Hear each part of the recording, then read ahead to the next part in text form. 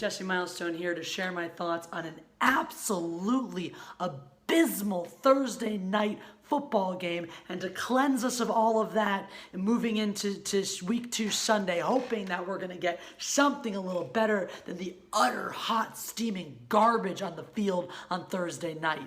And I don't care that there was a weather delay. There is no excuse for the disgusting quality of play on both sides. It is shocking to me. It is absolutely shocking that Tampa Bay came away with such a commanding win. And that's not even because of Jameis Winston's rocky start. No, it's more because of the absurd number of rookie mistakes, the 12 penalties they racked up, including multiple false starts, multiple neutral zone infractions, and a penalty for too many men on the field. This is amateur hour here. I get it. You know, week 1 is the new preseason, game 5 and all that. Week 2 is the new preseason game 6, but for Christ's sakes, it is too late in the season. The preseason game number 1 is too late in the season of this many false start penalties. It's just ridiculous. There should not be this low level of play. And again, this is the team that came away with the win. This is the team that actually put the ball in the end zone. Unlike the Panthers, who only racked up a total of 12 points on offense. Yeah, that's right. You see a 20-14 score, you assume, okay, well, at least they got it in the end zone twice. They saw the end zone 0 times.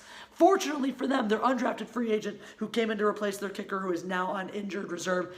Can't remember that player's name because I'm a loser, whatever. But this guy Sly came in as an undrafted free agent and absolutely banged through, including a 54-yarder just before the half to keep the game at 10, keep the Panthers in the game, trailing only by 1 point, 10-9. But then would only get the opportunity to bang one more through the uprights in the next quarter and leave it to the defense to get a safety to actually keep the game within 1 score. And that, I'll admit, I turned this bullshit off on halftime. I had to watch the highlights and go back into the recap to find out what happened in the second half. Because after watching Cam Newton on nearly 2/3 of his, or nearly a full third of his entire play throughout the game, was just handing the ball to Christian McCaffrey and seeing what happens. After watching him do that play after play after play, and then just overthrowing open receivers, I got a little sick and tired of watching this game happen. And then being interrupted every other play by the Bucs racking up yet another 5 or 10 penalty yards for absolutely no good reason. And that's really, look, Cam Newton, if you are going to come out to your pre-game press conference dressed the way you were, you better play lights out in that game to back that shit up. Otherwise, you were just looking all manners of foolish. And that's exactly what he was, with this like silk scarf tied around his head and his hair, of course, sticking out of this ridiculous way to give him Mickey Mouse ears on top of a weird patterned suit, the shirt of which didn't match the suit, and neither of which matched the ridiculous thing on his head. I'm not sure there's any piece of clothing that could match that or anything else you could do or wear or say to justify that look. Apparently, grandma is in. I don't know. Either that or you're going for Thelma and Louise. And goddamn it, after that performance, I'd probably go drive off a cliff too. So goddamn, if you had high hopes for the Panthers this year, hang them up to dry, because whatever happened, I think their number is up.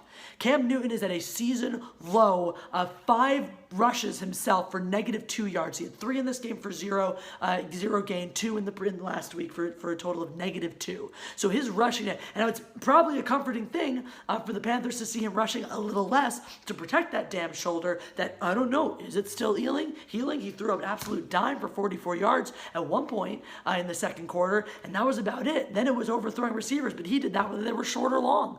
So something is going on there, whether it's his shoulder or something else. Maybe he's just a broken man. Maybe his confidence is gone because unless he's putting up yards on the ground, he just can't do it.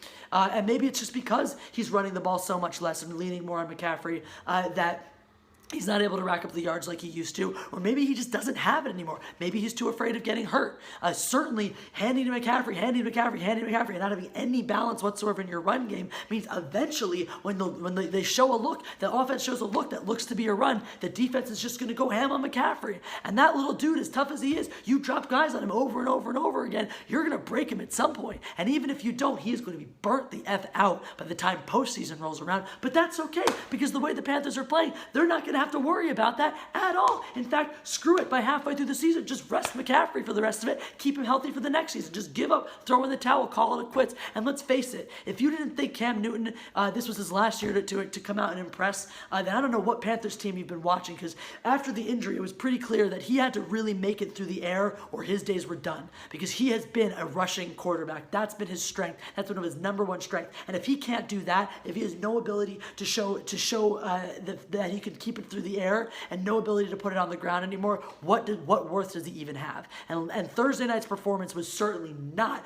a great indicator of the times to come for Cam Newton. I think he's done. We'll see what else happens. I personally think this is it. You're not going to see much from the Panthers. That said, after a rocky start, Jameis Winston really kind of settled into the game a little bit. He's always been kind of an up and down quarterback. So is he going to have this good of a week next week? Not saying this was stellar, but if he plays this way or continues to improve, the Bucs could have an okay season, especially in the division where the Panthers are sucking this much. So now, granted, they still have the Falcons and the Saints to contend with. So odds of them making the postseason are still slim to none. But hey, they might not finish fourth in the division after all. So who knows? Will Jameis Winston continue? I think he's going to go back to being the variable player he generally has been. But now, wrapping up on Bucs and Panthers, I do want to touch on a little bit from the previous video I had, my little back and forth with Aaron, who went after Eagles fans, of which I am clearly one, and not only went after us in a very biased fashion, but also falsely reported the news, right? He came out with this big story, tasteless Eagles fans with their coffin with the Sean Taylor jersey on it. Yeah, that would be pretty effing tasteless if that was the actual facts. No, Mike Scott, the Sixers player, who is a Redskins fan, who came into that tailgate to start a fight looking for one and creating one, was wearing a Sean Taylor jersey. The jersey sitting on the coffin, and yeah, admittedly, it's weird to bring a coffin to a tailgate, but it is significantly less tasteless to just have a jersey sitting on there that says, party like it's 1991, which is, of course, the last time the Deadskins actually won the Super Bowl. I don't know, maybe change your name to something that's not a racial slur so you don't bring the wrath of the dead Indians down upon you. I don't know, Native Americans, what am I supposed to say? Who cares? But anyway, Aaron, if you're going to come shit on my fans, at least don't make things up to make it sound worse than it is. Proof that people just want to hate on